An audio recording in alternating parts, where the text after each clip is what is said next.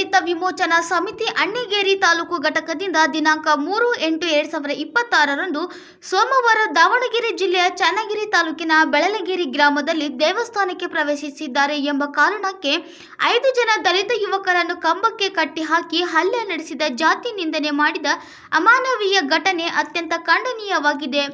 ಘೋರ ದೌರ್ಜನ್ಯವನ್ನು ತೀವ್ರವಾಗಿ ಖಂಡಿಸುತ್ತದೆ. ಸಂವಿಧಾನ ಜಾರಿಯಾಗಿ 7 ದಶಕಗಳ ಆದರೂ ದಲಿತರು ದೇವಸ್ಥಾನಕ್ಕೆ ಪ್ರವೇಶಿಸಿದ ಕಾರಣಕ್ಕೆ ತಪ್ಪಿತಸ್ಥರ ಮೇಲೆ ಕಠಿಣ ಕಾನೂನು ಕ್ರಮ ತೆಗೆದುಕೊಳ್ಳಬೇಕೆಂದು ಮಾನ್ಯ ಮುಖ್ಯಮಂತ್ರಿಗಳು, ಕರ್ನಾಟಕ ಸರ್ಕಾರ, ವಿಧಾನಸೌಧ, ಬೆಂಗಳೂರು ಇವರಿಗೆ ಅಣ್ಣಿಗೇರಿ ತಾಲೂಕು ಅಧಿಕಾರಿ ಮಂಜುನಾಥ ದಾಸಪ್ಪನವರ್ ಇವರ ಮೂಲಕ ಮನವಿಯನ್ನು ನೀಡಲಾಯಿತು.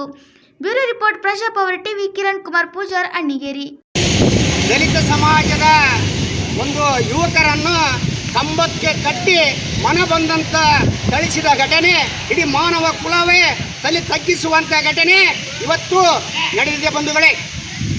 ಇದು ಕರ್ನಾಟಕ ರಾಜ್ಯದಲ್ಲಿ ಹೊಸದೇನಲ್ಲ. ಈ ದೇಶಕ್ಕೆ ಸ್ವತಂತ್ರ ಸಿಕ್ಕು 79 ವರ್ಷಗಳಾದರೂ ದಲಿತರ ಮೇಲೆ ನಿರಂತರವಾಗಿ ದೌರ್ಜನ್ಯ, ದಬ್ಬಾಳಿಕೆಗಳು, ಅಸ್ಪೃಶ್ಯತೆಗಳು ಇನ್ನೂ ಜೀವಂತವಾಗಿದೆ ಬಂಧುಗಳೇ. ಯಾಕಂದರೆ ಇವತ್ತು ಆ ದಾವಣಗೆರೆ ಜಿಲ್ಲೆಯಲ್ಲಿ ಆದಂಥ ಘಟನೆಯನ್ನು ನೋಡಿಬಿಟ್ರೆ ನಮಗೆ ಅಸಹ್ಯ ಆಗ್ತದೆ. ಇವತ್ತು ದಲಿತರು ಒಂದು ಮನುಷ್ಯರು, ಇವತ್ತು ಆ ಮೂಕ ಪ್ರಾಣಿಗಳಕ್ಕಿಂತಲೂ ಕೀಳಾಗಿ ಆ ಮನುಷ್ಯರನ್ನು, ದಲಿತ ಯುವಕರನ್ನು ಕಂಬಕ್ಕೆ ಕಟ್ಟಿ ಮನ ಬಂದಂತೆ ಹೊಡೆದಿದ್ದಾರೆ. ಅಲ್ಲಿಯ ಸಂಬಂಧಪಟ್ಟ ಅಧಿಕಾರಿ SP ಇರ್ಬೋದು, DC ಸಾಹೇಬರು ಇರ್ಬೋದು, ತಕ್ಷಣ ಆ ಸ್ಥಳಕ್ಕೆ ಬಂದು 42 ಜನಗಳ ಮೇಲೆ ಒಂದು FIR ಆಗಿದೆ. ಅದು ಬಹಳವಾದ ಸಂತೋಷ.